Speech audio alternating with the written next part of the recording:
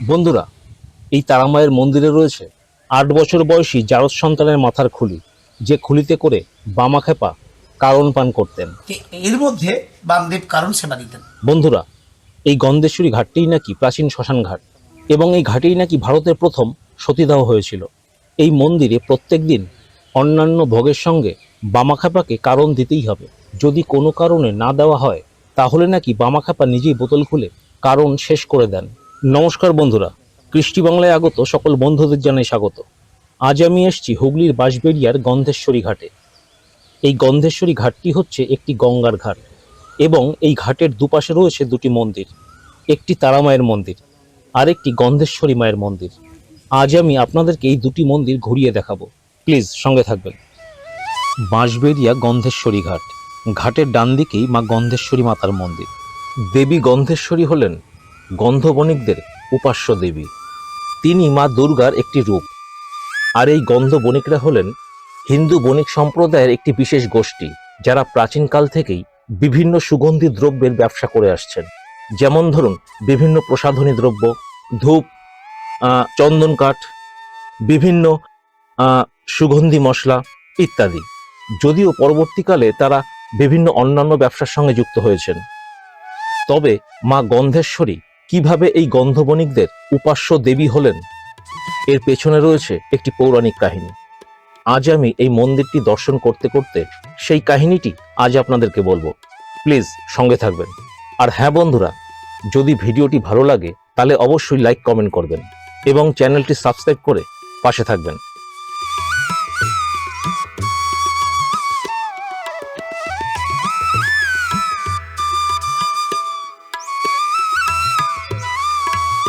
বন্ধুরা, ভিডিওটি শুরু করার আগে আপনাদেরকে বলবো আপনারা এখানে কিভাবে আসবেন। তার জন্য রয়েছে একটি ছোট্ট পথ নির্দেশ। বন্ধুরা, আজ আমি আপনাদেরকে পথ নির্দেশ দেব কল্যাণী স্টেশন থেকে। আপনারা যারা শিয়ালদা থেকে আসবেন বা ব্যান্ডেল নৈহাটি হয়ে আসবেন, তারা কল্যাণী স্টেশনে নামবেন। কল্যাণীতে নেমে ১ নম্বর প্ল্যাটফর্ম দিয়ে বেরোবেন। সামনের দিকে এগিয়ে যাবেন, ডান হাতে পড়বে টিকিট কাউন্টার। টিকিট কাউন্টার ছেড়ে আরেকটু এগোলেই পড়বে একটা রেলগেট, ৪ নম্বর প্ল্যাটফর্মের রেলগেট। রেলগেট ক্রস করে একটু এগিয়ে গিয়েই আপনার ডান দিকে টার্ন নেবেন, দেখবেন অটো এবং ম্যাজিক ভ্যান দাঁড়িয়ে রয়েছে। এখান থেকেই আমি ত্রিবেণী যাওয়ার ম্যাজিক গাড়ি ধরলাম। আমি নামবো পঞ্চাননতলা। দেখতে দেখতে পৌঁছে গেলাম পঞ্চাননতলা। ভাড়া নিল ২৫ টাকা। বন্ধুরা, এটাই পঞ্চাননতলা। সামনেই দেখতে পাচ্ছেন অটো দাঁড়িয়ে রয়েছে। এখান থেকে অটো চেঞ্জ করে আমাকে যেতে হবে গন্ধেশ্বরী ঘাট, আর বাঁ দিকে রাস্তাটি চলে গেছে ত্রিবেণী। আমি চললাম গন্ধেশ্বরী ঘাট। ভাড়া ১৪ টাকা। আমাকে ঠিক এখানে নামিয়ে দিল। দূরে দেখছেন তারা মায়ের মন্দির, আর ডান দিকে দেখতে পাচ্ছেন শ্রী শ্রী গন্ধেশ্বরী মাতার মন্দির।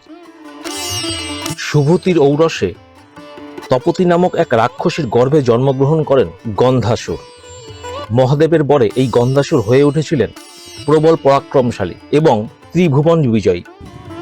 এদিকে গন্ধাসুরের বাবা সুভূতি একদিন বৈশ্যকন্যা সুরূপাকে হরণ করতে গিয়ে বৈশ্যদের কাছে চরম লাঞ্ছিত ও অপমানিত হন। গন্ধাসুর পিতার এই অসম্মান সহ্য করতে পারেননি। তিনি মনে মনে প্রতিজ্ঞা করেন, বৈশ্যদের উপর এই অসম্মানের তিনি প্রতিশোধ নেবেন। একদিন সুবর্ণ বট নামে এক বৈশ্যকে তিনি আক্রমণ করে তাকে হত্যা করেন। এদিকে সুবর্ণ বটের স্ত্রী চন্দ্রাবতী ছিলেন গর্ভবতী। তিনি প্রাণের ভয়ে পালিয়ে গেলেন জঙ্গলে। সেই জঙ্গলে গিয়ে তিনি একটা কন্যা সন্তানের জন্ম দেন। তারপর তিনি মারা গেলেন। সেই জঙ্গলেই ছিল কাশ্যপ মুনির আশ্রম। তিনি ধ্যানস্থ অবস্থায় জানতে পারলেন সমগ্র ঘটনা। তিনি ছুটে এলেন সেই জায়গায়। সেখানে এসে চন্দ্রাবতীর সৎকারের ব্যবস্থা করে বাচ্চাটিকে নিয়ে তার আশ্রমে চলে গেলেন। তারপর তিনি লক্ষ্য করলেন সেই বাচ্চাটির গা দিয়ে সুন্দর গন্ধ বেরোচ্ছে। তার নাম রাখলেন গন্ধবতী।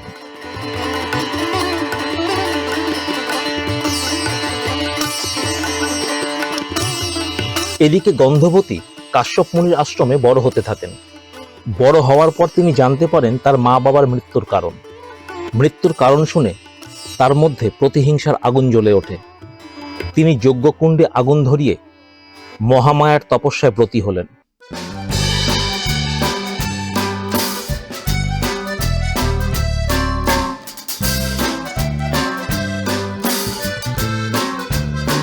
এদিকে গন্ধাসুর গন্ধবতীর রূপ লাবণ্যের কথা জানতে পেরে সেই আশ্রমে এসে উপস্থিত হন।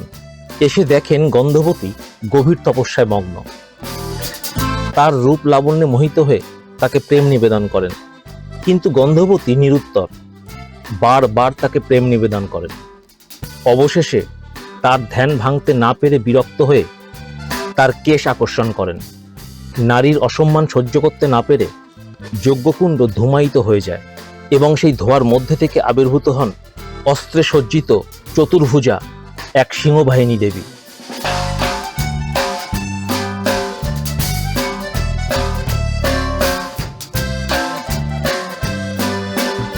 গন্ধবতীর ধ্যান ভেঙে গেল। তিনি দেবীকে প্রণাম করলেন। দেবী তাকে আশ্বস্ত করে রোষানলে গন্ধাসুরের দিকে তাকালেন। গন্ধাসুর বিশাল দেহ ধারণ করে দেবীকে আক্রমণ করলেন। শুরু হলো যুদ্ধ, বিশাল যুদ্ধ। সমস্ত দেবতারা ছুটে এলেন। পরিশেষে দেবী তার ত্রিশূল দিয়ে গন্ধাসুরকে বধ করলেন। দেবতারা তার নাম দিলেন গন্ধেশ্বরী।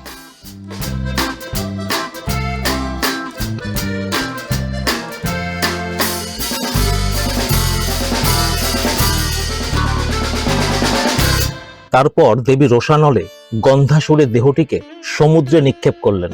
দেবীর ইচ্ছাতেই সেই বিশাল দেহ পরিণত হলো একটি বিশাল দ্বীপে, এবং সেই দ্বীপেই উদ্ভূত হতে শুরু হলো বিভিন্ন সুগন্ধি বৃক্ষ, লতা পাতা, ফুল ফল ইত্যাদি। দেবী বেনে সম্প্রদায়ের একটি গোষ্ঠীকে সেই সুগন্ধি দ্রব্য আরোহণ করে ব্যবসা করার অনুমতি দিলেন। তারা হলেন গন্ধবণিক। মন্দিরটি একদম গঙ্গার পাড়ে অবস্থিত, আপনারা দেখতেই পাচ্ছেন। প্রবাহমান নদী, মৃদুমন্দ বাতাস ও প্রাকৃতিক সৌন্দর্য আপনাকে মুগ্ধ করবেই।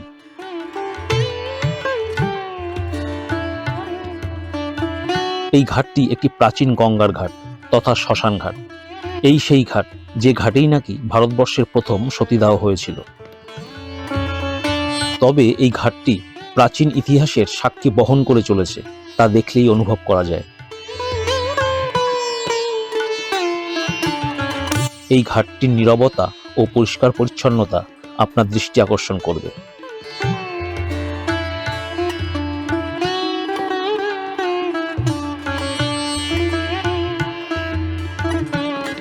চলুন এবার যাই তারা মায়ের মন্দির।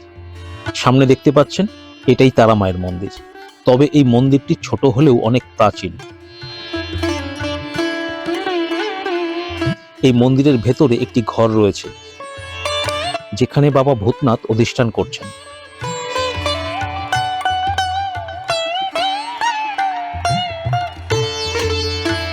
জানালা দিয়ে দেখা যাচ্ছে সেই শ্মশান ঘাটটি। অসম্ভব সুন্দর পরিবেশ ও পরিষ্কার পরিচ্ছন্ন।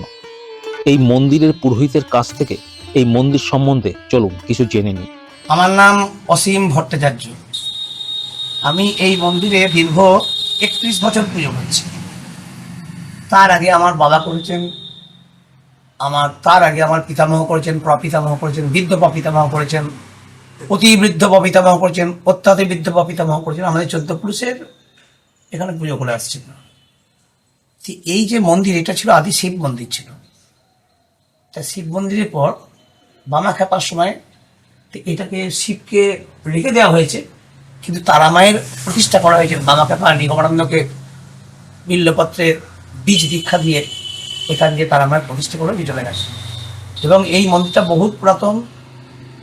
মোগল সাম্রাজ্যের আগেও নাকি শৈলেন কুণ্ডু, যিনি ঐতিহাসিক ছিলেন, ভাস্করের ইতিহাসে উনি বই লিখে গেছেন, তাতে এর উল্লেখ আছে। এবং এখানে যে শ্মশান আছে, সেই শ্মশানে সতীদাহ প্রথম হয়েছে ভারতবর্ষে, এবং এর উল্লেখও আছে সেটা। এই ঘাটটার আদি নাম হচ্ছে কালীদহে কমলে কামেনী ঘাট, বর্তমানে গন্ধেশ্বরী ঘাট নামে পরিচিত। তা গন্ধেশ্বরী মন্দিরটা পাশে। আর এখানে যে মন্দির আছে, তারা মায়ের যে 3টে রূপ আছে, এক জটা তারা, উগ্র তারা, নীল সরস্বতী তো ইনি হচ্ছে নীল সরস্বতী, ওই যে নীল রূপ, কিন্তু বাম পা আগে আছে, সেই জন্যই বামা।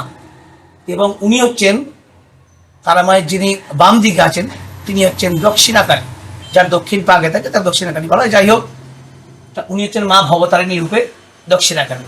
এবং সব দুজনকারই ডান দিকে দক্ষিণাকালী এবং তারা মায়ের ডান দিকে শিবকে রাখা হয়েছে। ওই নারায়ণও আছেন। এবং এখানে আরেকটা জিনিস আমার কাছে এসেছেন, বামাখ্যাপার ব্যবহৃত জিনিস, যেটা অনেকেই জানেন না, সেটা হচ্ছে বামদেব যাতে কারণ সেবা দিতেন, সেটা আমি দেখাচ্ছি আপনাদের।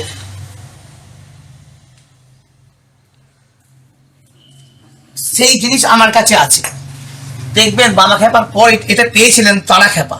তারাখ্যাপার গলাতে দেখবেন এটা 8 বছর যার সন্তানের মস্তক মণ্ডল। এর মধ্যে বামদেব কারণ সেবা দিতেন।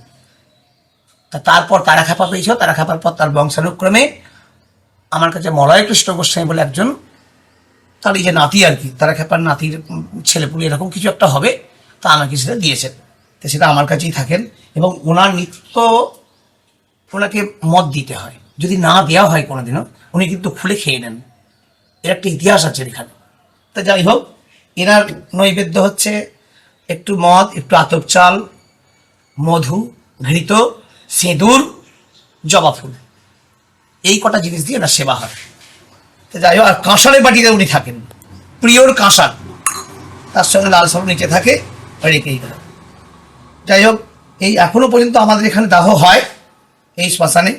আমাদের লোকাল যত কুণ্ডবলি, বাঁশবেড়িয়া যত কিছু কিছু আছে, যারা আদি পুড়িয়ে আসছেন, এখান থেকে দাহ করে আসছেন, সেগুলো এখানেই দেওয়া হয়। আর গন্ধেশ্বরীতে দুর্গার রূপেই মায়ের পুজো হয়, আর এখানে তারার যেটা আছে সেটা নীল সরস্বতী রূপে পুজো হয়। বন্ধুরা, ভিডিওটি যদি ভালো লাগে তাহলে অবশ্যই লাইক কমেন্ট করবেন এবং চ্যানেলটি সাবস্ক্রাইব করে পাশে থাকবেন। সম্ভব হলে ভিডিওটি বন্ধু বান্ধবদের মধ্যে অবশ্যই শেয়ার করবেন। দেখা হচ্ছে পরবর্তী এক নতুন ভিডিওতে। ভালো থাকবেন। ধন্যবাদ।